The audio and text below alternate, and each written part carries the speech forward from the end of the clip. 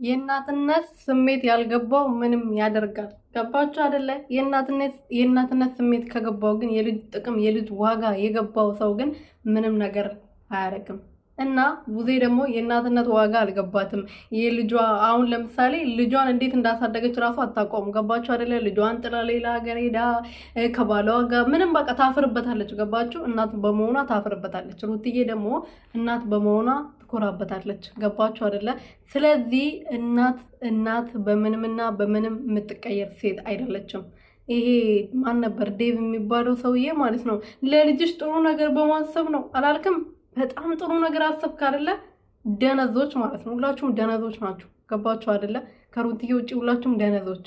እና ምን ልላችሁ ፈልጌ ነው ቤተሰቦቼ፣ ቡዜ የእናት ፍቅር ልጅ የእናት ፍቅር ሲያጣ ምን ያህል እንደሚጎዳ ብታቅ ኖሮ፣ ዴቭ የእናት ፍቅር ሲያጣ ልጅ ምን ያህል እንደሚጎዳ ኖሮ በደንብ አድርጎ እንደዚህ አይናገሩም ነበር።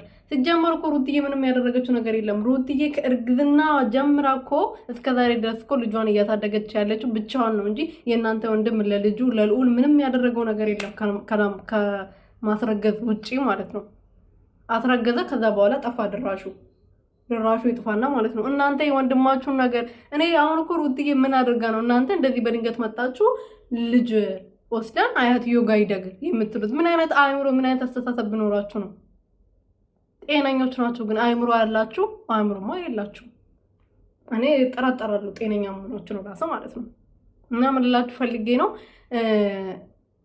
አብርሃም ነው አይደለ ልጁን ጥሎ ሄደው፣ አብርሃም ነው ከቤት የወጣው፣ አብርሃም ነው ከሌላ ሴት ጋር ሽሼ ገዳሜ ሲል የነበረው እንጂ ሩትዬ ምንም ያደረገችው ምንም ያጠፋችው ነገር የለም።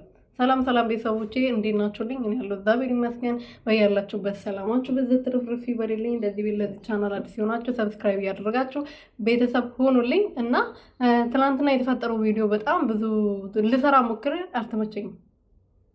በጣም ቢዚ ሆኜ ማለት ነው። እና በጣም የሚያሳዝን ቪዲዮ ነው። በጣም በቃ የሆነ በጣም የወረደ ስራ፣ በጣም የወረደ አስተሳሰብ፣ እቺ ልጅ በምን በኩል ላስለቅሳት በምን በኩል ላሳዝናት የሚል ነገር አስበው አሰላስሎ ነው የሚያድሩት። ሲጀመር ሲተኙ ራሱ ነገሩን በምን ላስከፋት ነው የሚሉት የተረገሙ